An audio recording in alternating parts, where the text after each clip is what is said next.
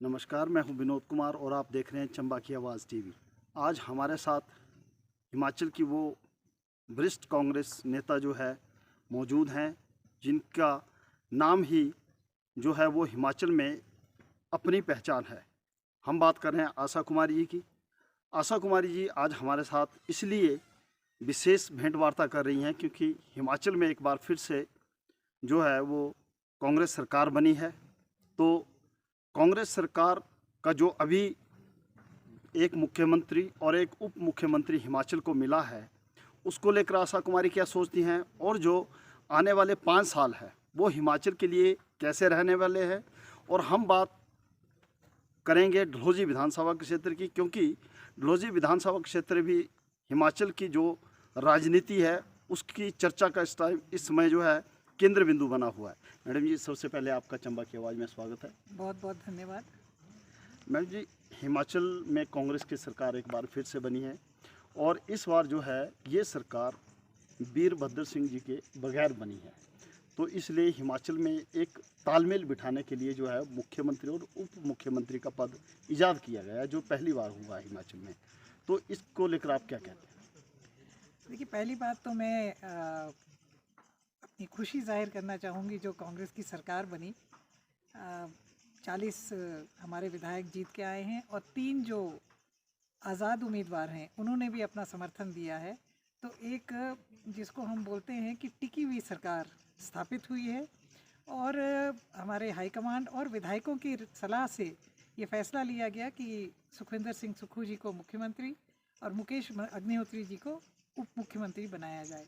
आपकी बात सही है कि वीरभद्र जी के लंबे अरसे के 50-60 साल तक उन्होंने हिमाचल की राजनीति में, जिसको हम कहते हैं कि डोमिनेट किया, और उनके बगैर पहली सरकार बनी। पर यह भी सच्चाई है कि सरकार उनके नाम से बनी।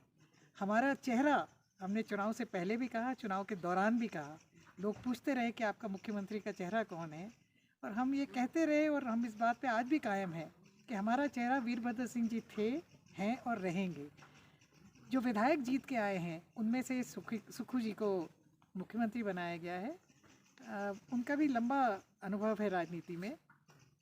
वो NSUI से छात्र राजनीति से उठे हैं। एक जिसको हम कह सकते हैं कि राजनीतिक स्ट्रगल करके वो छात्र राजनीति से उठ करके और आज मुख्यमंत्री के पद पे बैठे। उनको बहुत बहुत बधाई है, शुभकामनाएं हैं। मुकेश अग्निहोत्री जी एक पत्रकार हुआ करते थे आपकी तरह। जनसत्ता में उनका बहुत नामी पत्रकार थे वो, और बतौर नेता प्रतिपक्ष पिछले 5 साल उन्होंने भारतीय जनता पार्टी के खिलाफ विधानसभा के अंदर और बाहर अपनी लड़ाई जो है जारी रखी। उनको उप मुख्यमंत्री बनाने का फैसला लिया गया। हिमाचल के लिए ये पहली बार हुआ है, मगर मैं समझती हूँ कि फैसला सही है। इन दोनों के जो अपना अपना तजुर्बा है उसके आधार पे ये सरकार चलाएंगे। अभी मंत्रिमंडल बनने को है। मुझे लगता है कि हफ्ते के बाद मंत्रिमंडल का भी गठन हो जाएगा। अन्य ज़िले से जो हमारे विधायक जीते हैं, बहुत सीनियर लोग जीते हैं। प्रोफेसर चंद्र कुमार जी हैं कांगड़ा से, हमारे अपने चंबा से कुलदीप पठानिया जी हैं, हर्षवर्धन चौहान जी हैं, बहुत सीनियर लोग हैं जो जीत के आए हैं। अब निश्चित तौर पे राजा वीरभद्र सिंह जी के नाम के साथ कांग्रेस का नाम जुड़ा है। उनके पुत्र विक्रमादित्य सिंह जी ही जीत के आए हैं। तो सभी को कोई ना कोई जिम्मेवारी, मुझे लगता है कि डिप्टी स्पीकर, अन्य पद भी होते हैं, सभी को उनकी योग्यता अनुसार जिम्मेवारी मिलेगी। और मिलजुल के मेरा ये मानना है कि जो वीरभद्र सिंह जी की और कांग्रेस पार्टी की बेसिक विचारधारा है, यानी कि विकास की विचारधारा, लोगों की तरक्की की विचारधारा, उसी विचारधारा पे ये सरकार जो है काम करेगी। हम एक जो बात अभी आपने बड़ी अच्छी कही है मैडम जी, कि जो विधानसभा सत्र था उसमें मुकेश अग्निहोत्री जी थे वो सरकार को घेरते रहे। हमने पिछले 5 सालों में ये भी देखा है कि विधानसभा में विपक्ष की भूमिका में मुकेश अग्निहोत्री के साथ आप कंधे से कंधा खड़े होकर जो है वो विपक्ष को किसी भी मुद्दे पे घेरने में आगे रही। लेकिन अब ये जिला चंबा का दुर्भाग्य है कि हमने जो है वो डलहौजी की सीट खो दी है। तो क्या चंबा जिला को जो है वो ये सरकार जो बनी है उसमें आपके ना होने का जो है वो नुकसान होगा? देखिए, जहाँ तक मेरे ना होने का प्रश्न है, तो विधायक बनाना लोगों का एक संवैधानिक अधिकार है, और लोकतंत्र में जनमत जो है वही अ, कबूल होता है। तो अब लोगों ने फैसला किया है कि इस बार मुझे ना बना करके किसी और को बनाने का। नुकसान फ़ायदा तो मैं नहीं समझती कि इसके आकलन मैं कर सकती हूँ, ये तो समय बताएगा। मगर ये बात पक्की है कि मैं कांग्रेस की पक्की सिपाही हूँ, कांग्रेस पार्टी की सरकार है और चंबा ज़िले के लिए लड़ती रही हूँ और लड़ती रहूँगी। मैम, अभी आपने कुलदीप पठानिया जी की बात कही, तो निस्संदेह कुलदीप पठानिया जी जो है वो चंबा जिला से इस समय जो जीते हुए कांग्रेस के दो दो प्रतिनिधि है उसमें सबसे वरिष्ठ है। लेकिन ये भी सच्चाई है कि जो कांग्रेस का केंद्र संगठन है या हिमाचल का जो संगठन है, उसमें जो आपका कद है, उस कद के मुकाबले जो है, अगर डलहौजी की सीट आती तो चंबा को बहुत बड़ा एक सम्मान सरकार के बीच जो है एक पद के रूप में मिलना था। लेकिन अब जो है वो कुलदीप पठानिया जी जीते हैं यहाँ से, जो सबसे वरिष्ठ है। तो कुलदीप पठानिया जी जो है उनको मंत्री पद चंबा के खाते से मिले, इसमें आशा कुमारी जी की क्या भूमिका रहेगी? देखिए, जहाँ तक कुलदीप पठानिया जी का प्रश्न है, कुलदीप पठानिया जी और मैं इकट्ठे विधायक बने 1985 में। और कुलदीप पठानिया जी एक पढ़े लिखे एडवोकेट हैं, एक्सपीरियंस भी उनका बहुत है। वो पोल्यूशन बोर्ड के चेयरमैन भी रहे हैं, चेयरपर्सन रहे हैं। और मैं समझती हूँ कि चंबा ज़िले को निश्चित तौर पे अपना हक मिलेगा। कुलदीप पठानिया जी वरिष्ठ हैं। अगर हम हिमाचल प्रदेश में जो कांग्रेस के लोग जीत के आए हैं उनमें हम देखें तो वरिष्ठतम तो चंद्र कुमार जी हैं। चंद्र कुमार जी जो कि कांगड़ा से संबंध रखते हैं। उसके बाद हर्षवर्धन चौहान जी हैं जो कि 6 बार जीते हैं, 6ठी बार जीत के आए हैं। फिर कुलदीप पठानिया जी और मुकेश अग्निहोत्री जी दोनों 5 बार जीत के आए हैं। और चंबा ज़िले को अपना हक मिलेगा, ऐसी मैं पूरा कांग्रेस पार्टी से मतलब उम्मीद रखती हूँ कि अपना हक हमें मिलेगा। मैडम जी, आप वकालत करेंगे चंबा जिला की संगठन? मैं तो चंबा ज़िले के लिए हर कुछ करूँगी, वकालत की क्या बात है। चंबा ज़िले के लिए लड़ाई लड़ूंगी, चंबा ज़िले को अपना हक मिले। और मैं नहीं समझती कि मुझे वकालत की इतनी ज़रूरत पड़ेगी। मेरे को अपने हाईकमांड पे विश्वास है, मुझे कांग्रेस पार्टी की नीतियों पे विश्वास है कि कांग्रेस पार्टी जो है भारतीय जनता पार्टी की तरह चंबा ज़िले में मंत्री ना बनाए, ऐसा करेगी। चंबा ज़िले से मंत्री निश्चित तौर पे बनेगा। मैडम जी, जो इस बार का जो विधानसभा चुनाव था 2022 का, उसमें कई तरह के जो है वो प्रयोग राजनीतिक दलों ने किए, कई तरह से चौंकाने वाले परिणाम भी सामने आए हैं। तो जो हिमाचल जो है वो 24 में लोकसभा के जो है चुनाव भी फेस करेगा। अब चूंकि हिमाचल में कांग्रेस की सरकार बनी है और कांग्रेस ने जो है वो चुनावों के दौरान 10 गारंटियां दी थी लोगों को, और उन 10 गारंटियों के पूरा होने में आपको क्या लगता है किसी तरह की केंद्र में कांग्रेस की सरकार ना होने की वजह से कोई अड़चन आ सकती है? नहीं, देखिए, 10 गारंटियाँ हमने जो दी हैं उसके अलावा हमारा घोषणा पत्र भी है। बहुत सारे वर्गों के लिए हमने बहुत सारी और बातें भी कही हैं। जहाँ तक 10 गारंटियों का प्रश्न है, ये 5 साल में हमने इन पे काम करना है। इसमें हमारा मुख्य जो वो था, वो एनपीएस के जो हमारे कर्मचारी हैं उनको ओपीएस देने का है। तो वो मैंने सुक्खू जी का और मुकेश जी का इंटरव्यू देखा, और वो ऐलान ही कर दिया है उन्होंने कि पहली कैबिनेट की बैठक में ओपीएस जो है वो लागू कर देंगे। इसमें सेंटर की कोई भूमिका नहीं होती है, ये प्रदेश सरकार ने फैसला करना होता है। और जहाँ तक कांग्रेस पार्टी का प्रश्न है, तो कांग्रेस पार्टी के राष्ट्रीय नेतृत्व ने ये फैसला कर लिया है कि जहाँ जहाँ कांग्रेस की सरकार बनेगी वहाँ हम ओपीएस देंगे, जो कि राजस्थान में लागू हो चुका है, छत्तीसगढ़ में लागू हो चुका है, झारखंड में जहाँ हमारी साझा सरकार है वहाँ लागू हो चुका है, हिमाचल प्रदेश में इसको लागू करने में कोई अड़चन नहीं आएगी। इसी तरह से महिलाओं को 1500 रुपये, 18 से 60 साल की महिलाएं जो हैं उनको 1500 रुपये महीने देने का भी हमारी गारंटीज़ में है।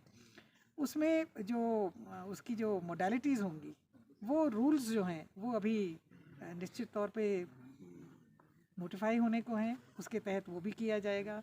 इसी तरह से कुछ एग्रीकल्चर को लेकर के है, कुछ वेटनरी को लेकर के है, कुछ स्वास्थ्य सेवाओं को लेकर के है, मोबाइल वैन्स चलाने को लेकर के है, कुछ शिक्षा को लेकर के है। तो ये धीरे धीरे ये सारी बातें जो हैं, ये इनको पूरा करने में मुझे नहीं लगता कि कोई इसमें अड़चन आएगी। मैडम जी, मैं फिर चंबा जिला की राजनीति पे बात करूंगा।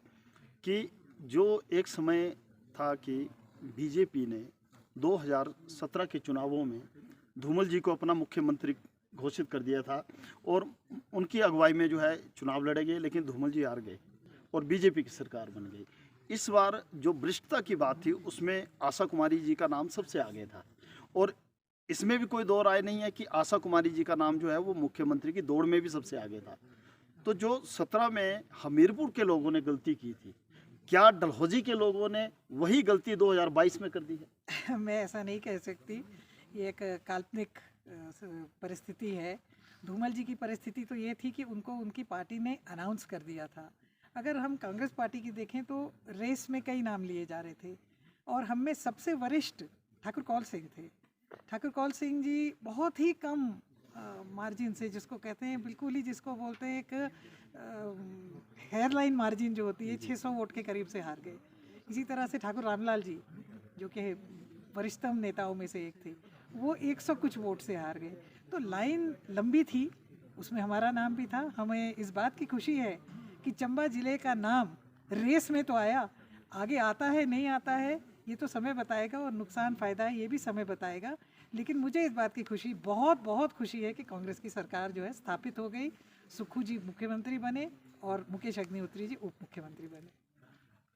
मैडम जी, एक जो इस समय चर्चा का सवाल बना हुआ है केंद्र, वो ये है कि डलहौजी विधानसभा क्षेत्र में जो भाजपा का जीत का मार्जिन रहा है, इतना बड़ा वोट बैंक भाजपा का अपना है नहीं जो मार्जिन रहा है, तो क्या कहीं ना कहीं कांग्रेस के बीच में कोई सेंध मारी हुई है? कोई कांग्रेस के बीच में ऐसी कमी रह गई है जिसने भाजपा को इतने ज़्यादा मार्जिन तक पहुंचा दिया? क्योंकि जो इतिहास हम देखें तो वो हमेशा डलहौजी कंस्टिट्यूंसी में जो है वो 200-400 के वोटों के बीच की रही है, लेकिन इतना बड़ा मार्जिन, इसका मतलब है कि कहीं ना कहीं जो है वो कांग्रेस के बीच में कोई ना कोई कमी रही है। निश्चित तौर पे हमें इसमें आत्मचिंतन और मंथन करना पड़ेगा कि इस मार्जिन का के क्या कारण रहे और हम इसको अपनी कमी ही समझते हैं। इसमें कोई दो राय नहीं है कि कांग्रेस का वोट ही शिफ्ट हुआ होगा तभी इतनी बड़ी मार्जिन हुई। मगर ये बड़े बड़े शहरों में छोटी छोटी कहानियाँ और छोटे छोटे शहरों में बड़ी बड़ी कहानियाँ होती रहती हैं। जो हो गया उसका कोई सलूशन नहीं है। आगे के लिए हम लोकसभा की तैयारी करेंगे और हम पूरा अपना प्रयास रखेंगे कि लोकसभा में हम अपना प्रदर्शन जो है शानदार कर सकें। मैंने जो कहीं डलहौजी में कांग्रेस के बीच कहीं भीतर घात तो नहीं हुआ है? मैं नहीं समझती कि भीतर घात हुआ है। हो सकता है कि हमारे आकलन में कहीं कमी रही, हमारे वर्कर्स ने विश्वास जो किया लोगों पे उसमें कमी रही और निश्चित तौर पे इन कमियों पे जब तक हम मंथन और चिंतन नहीं करेंगे तब तक इसके बारे में कहना बड़ा मुश्किल है। पर मुझे नहीं लगता कि कोई आत्म या अंदर जो भीतर घात जो कहते हैं उस तरह की कोई बात नहीं। मैंने जैसे ही चुनाव परिणाम घोषित हुए तो एक जो है बात बड़ी चर्चा में रही कि कांग्रेस जो है वो एक धड़ा जो है वो बीजेपी में जा रहा है, बीजेपी की एक धड़े को तोड़ रही है। और अब जब सरकार बन गई है तब भी एक बात चली हुई कि ये सरकार 6 महीने नहीं चलेगी, साल भर नहीं चलेगी, तो ऐसे कयासों पे आप क्या कहेंगे? देखिए, भारतीय जनता पार्टी का इतिहास है बेईमानी का। इन्होंने महाराष्ट्र में ऐसा किया, इन्होंने कर्नाटक में ऐसा किया, इन्होंने मध्य प्रदेश में ऐसा किया। इन्होंने भारतीय जनता पार्टी का इतिहास है बेईमानी का। इन्होंने महाराष्ट्र में ऐसा किया, इन्होंने कर्नाटक में ऐसा किया, इन्होंने मध्य प्रदेश में ऐसा किया, इन्होंने राजस्थान में प्रयोग किया। तो जो बेईमान होता है उसकी तरफ बेईमानी की उंगली जो है वो उठती रहेगी और निश्चित तौर पे ये बात भारतीय जनता पार्टी और उनके जो काडर्स हैं वही फैला रहे हैं लोगों को भ्रमित करने के लिए।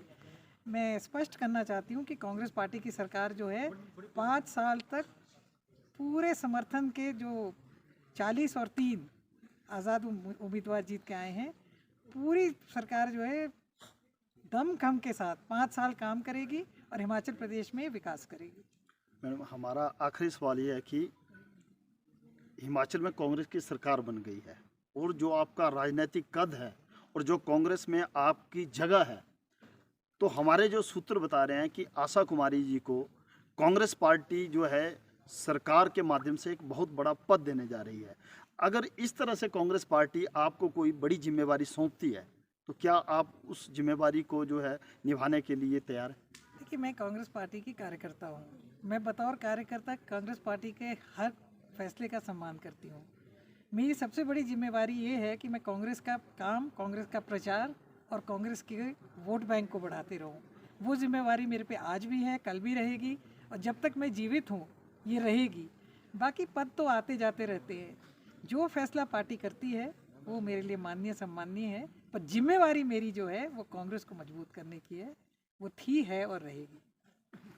तो अभी हमने देखा कि आशा कुमारी जी ने बड़ी बेबाकी के साथ जो है हमारे सवालों का जवाब दिया, और उन्होंने एक बात स्पष्ट की है कि वो कांग्रेस की एक सच्ची सिपाही हैं और मरते दम तक कांग्रेस पार्टी की ही सिपाही रहेंगी। और कांग्रेस पार्टी जब जब जो जिम्मेवारी उन्हें सौंपेगी उस जिम्मेवारी को वो पूरी जी जान के साथ जो है वो अंजाम देंगी। चंबा की आवाज़ टीवी आपसे फिर होगा रूबरू, तब तक के लिए हमें इजाज़त दे। नमस्कार। अग्रवाल ज्वेलर्स में आपको सारे बाजार से सस्ते और हॉलमार्क गहने ही मिलते हैं। इसके साथ gold, silver, diamond ornaments, 916 BIS approved hallmark gold. तो अपने रूप की सजावट को बरकरार रखने के लिए आज ही विजिट करें Agarwal jewellers, near post office, Chamba, Himachal प्रदेश।